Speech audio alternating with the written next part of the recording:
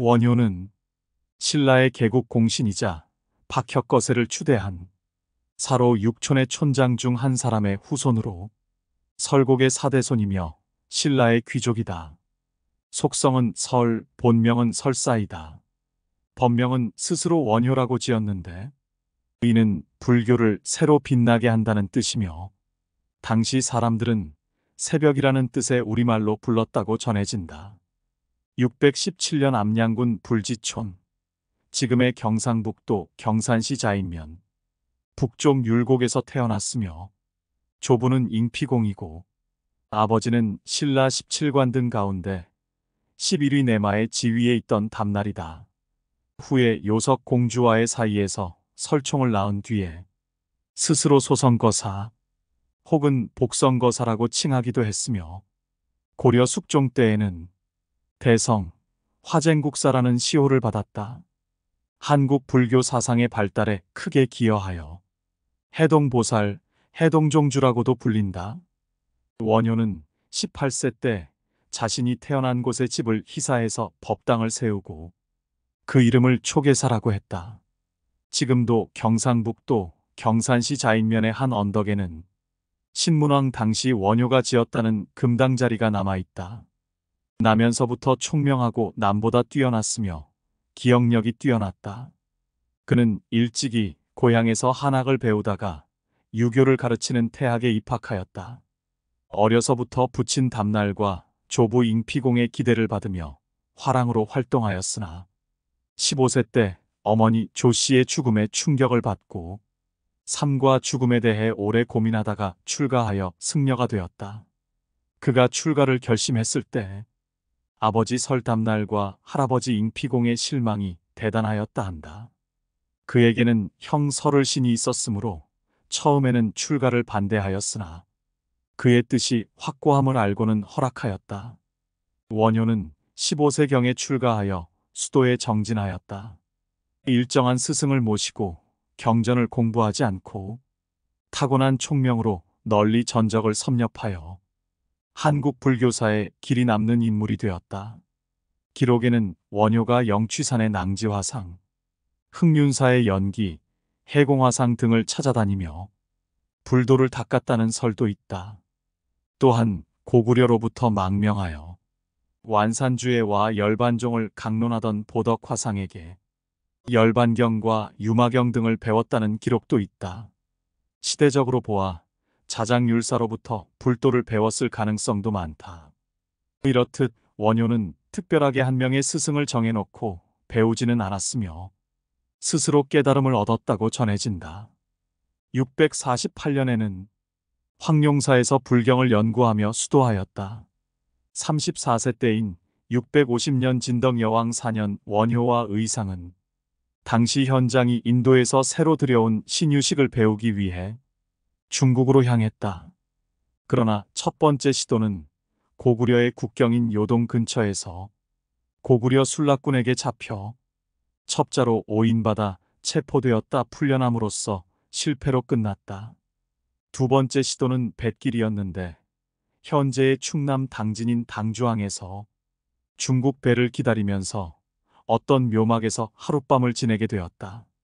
한밤중에 원효는 갈증이 나서 물을 찾다가 근처의 샘에서 물을 달게 마셨다. 이튿날 아침에 다시 샘을 찾은 그는 자신이 간밤에 마신 감로수가 해골의 고인물이었다는 것을 알게 되었다. 그것을 보고 구토가 일어났고 그 순간 깨달음을 얻게 되었다는 이야기는 유명하다. 즉, 분별하는 마음이 일어남으로써 갖가지 사물의 상이 생겨나고 그 마음이 사라지면 함께 사물의 상도 사라진다는 것을 깨친 것이다. 또한 세간은 중생의 업력이 전개한 것이며 따라서 만물이 실체가 없이 공하다는 것을 알게 된 것이다. 이를 깨달은 원효는 새삼 당에 들어가 불법을 더 연구할 필요를 느끼지 않고 신라로 돌아와 수행을 이어나갔다. 원효가 하루는 마음이 들떠 거리에 나가 노래하기를 누가 자루 없는 도끼를 내게 주겠느냐? 내 하늘을 바칠 기둥을 깎으리로다라고 하니 사람들이 듣고 그 뜻을 몰랐으나 태종 무열왕이 이를 듣고 대사가 귀부인을 얻어 슬기로운 아들을 낳고자 하는구나. 나라에 큰 현인이 있으면 이보다 더 좋은 일이 없을 것이다라며 그 짝을 찾아주려 하여 과부가 된 태종무열왕의 둘째 딸인 요석공주와 맺어주었다. 그 후 원효는 소선거사라 자칭하면서 속세에 복장을 하고 마을에 나다니다가 우연히 한 광대가 괴상한 박을 가지고 충과 만담을 벌이는 것을 보고 그와 같은 물건을 만들어 화엄경의 일체무예인 일도출생사에서 무예를 따라 박의 이름을 짓고 무예가 모든 것에 거리낌이 없는 사람이라야 생사의 편안함을 얻나니라 라는 노래를 지어 춤추고 노래하며 여러 마을을 돌아다녔다. 그는 사람들에게 본래의 마음을 깨달으면 정토를 이룰 수 있으며 입으로 부처님의 이름을 외우고 귀로 부처님의 가르침을 들으면 성불할 수 있다고 가르쳤다. 이에 세상 사람 중 염불을 할 줄 모르는 사람이 없게 되었으니 원효의 교화가 그렇게 컸다. 그러나 원효의 춤과 노래에 많은 사람들이 몰려들어 광대들이 생계에 지장이 있음을 호소하자 그는 이를 그만두었다. 혹은 금빛 칼과 쇠 지팡이를 가지고 다니며 글을 새기기도 하고 화엄경에 대한 주소를 지어 그것을 강의하기도 하였다. 또 어떤 때에는 가야금과 같은 악기를 들고 사당에 가서 음악을 즐기기도 하였다. 그는 여염집에서 유숙하기도 하고 혹은 명산 대천을 찾아 좌선하는 등 어떤 일정한 틀에 박힌 생활 태도가 없었다. 행적 또한 뚜렷한 어떤 규범을 따르지 않았고 또 사람들을 교화하는 방법도 일정하지 않았다. 어떤 때에는 받았던 밥상을 내동댕이 치고 사람을 구하기도 하였고 또 어떤 때에는 입안에 물고 있던 물을 뱉어 멀리 불을 끄기도 하였다. 한날 한시에 여러 곳에서 똑같은 모습으로 나타나기도 하고 또 어떤 때에는 온 천하를 다 찾아도 자취를 찾을 수가 없었다고 한다. 그의 교화 방법은 중국의 고승배도나 지공을 닮은 데가 많았다. 원효가 금강산매 경론을 찬술할 때와 관련해 다음과 같은 설화가 전하여 온다. 한 번은 국왕이 100명의 고승대덕을 초청하여 인왕경대회를 열었을 때 상주 사람들이 원효를 천거하자 다른 승려들이 그의 인품이 좋지 않다고 헐뜯었기 때문에 받아들여지지 않았다. 그런 일이 있은 뒤 왕후가 종기를 앓게 되어서 아무리 좋은 약을 다 써도 별다른 효과가 없었다. 왕은 왕자와 신하들을 거느리고 영험이 있다는 명산 대천을 다 찾아다니며 기도를 드리던 중 한 무당이 말하기를 사람을 다른 나라에 보내어 약을 구하게 하면 그 병이 곧 나을 것이라고 하였다. 왕은 곧 당나라에서 좋은 약과 의술에 능한 사람을 구하도록 사신을 보냈다. 왕명을 받은 사신 일행이 바다 한가운데 이르자 바닷물 속으로부터 한 노인이 솟아올라 사신들을 용궁으로 데리고 갔다. 용왕은 자기의 이름을 금해라 하며 다음과 같은 말을 하였다. 경들나라의 왕비는 바로 청제의 셋째 공주요. 우리 용궁에는 일찍부터 금강산매경이라는 불경이 전하여 오는데 시각과 본각으로 되어 있어. 원만하게 열린 보살행을 설명하여 주는 불경이요. 신라 왕비의 병으로 인하여 좋은 인연을 삼아 이 불경을 당신들의 나라로 보내어 널리 알리고자 사신들을 부른 것이오라고 하였다. 그리하여 원효가 이 금강산매경에 대한 주석서 3권을 지어 황룡사에서 설법하게 되었다. 왕을 비롯하여 왕비와 왕자, 공주, 그리고 여러 대신들과 전국의 절에서 온 명망 높은 고승들에게 원효는 금강산매경의 강해를 시작하였다. 그의 강설은 흐르는 물처럼 도도하고 질서정연하여 고승들의 입에서 찬양하는 소리가 저절로 흘러나왔다. 강설을 끝내고 원효는 지난날 나라에서 100개의 석가래를 구할 때에는 그 속에 끼일 수도 없더니 오늘 아침 단 1개의 대들보를 가로지르는 마당에서는 나 혼자 그 일을 하는구나 하였다. 이 말을 들은 고승들은 부끄러워하면서 깊이 뉘우쳤다고 한다. 그 뒤 조용한 곳을 찾아 수도와 저술에만 전념하였다. 만년에는 경주의 고선사에 머무르다가 686년 신문왕 6년 3월 30일 혈사에서 70세의 나이로 입적하였다. 그가 죽은 뒤에 아들인 설총이 유고를 빻아 소상을 만들어 분황사에 안치하였다고 전해진다.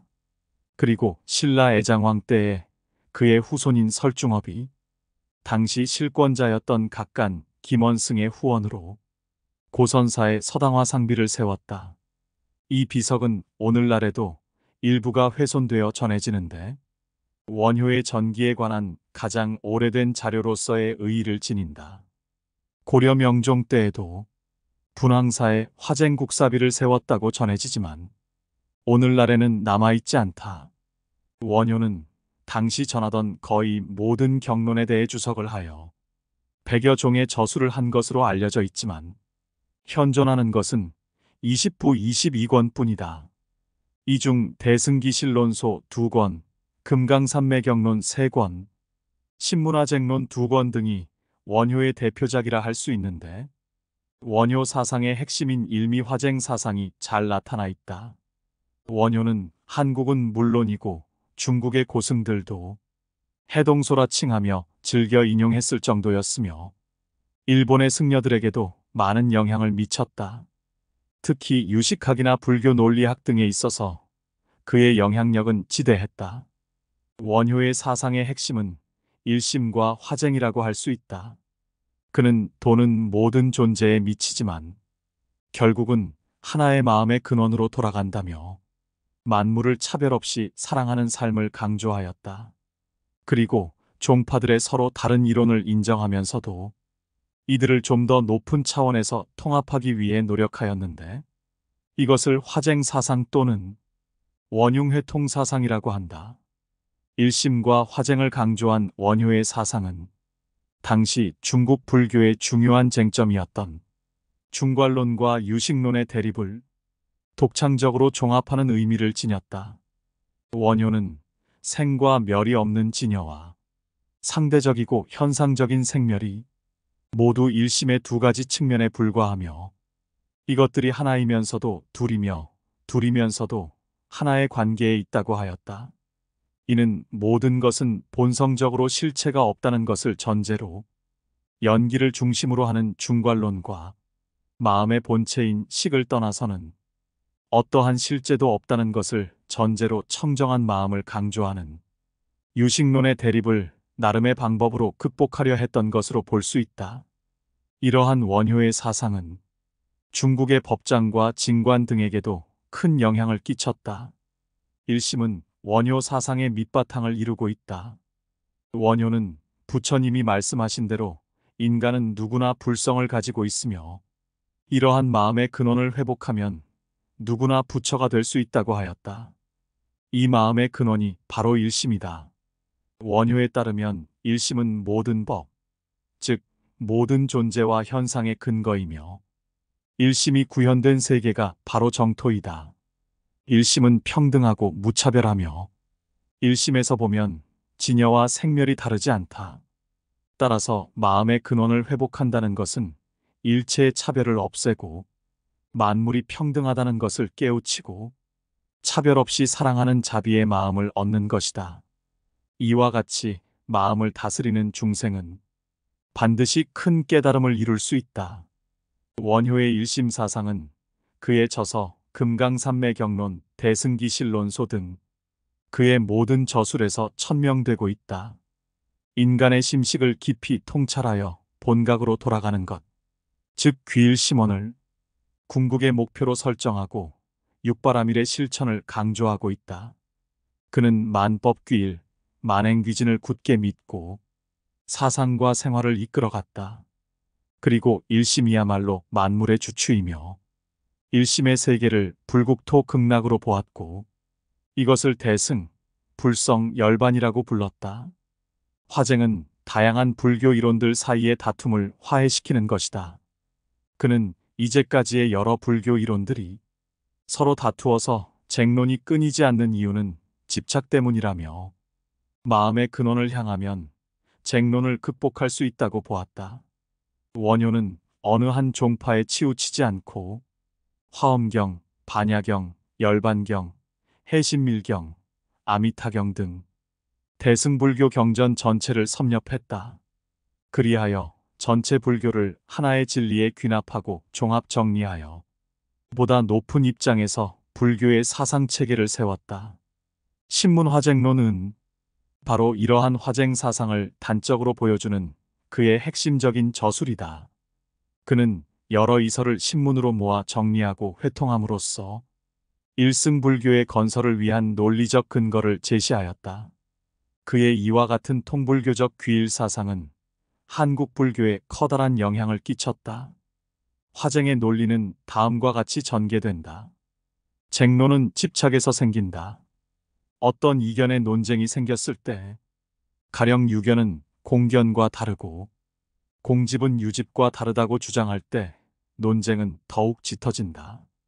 그렇다고 하여 이들을 같다고만 하면 자기 속에서 서로 쟁할 것이다.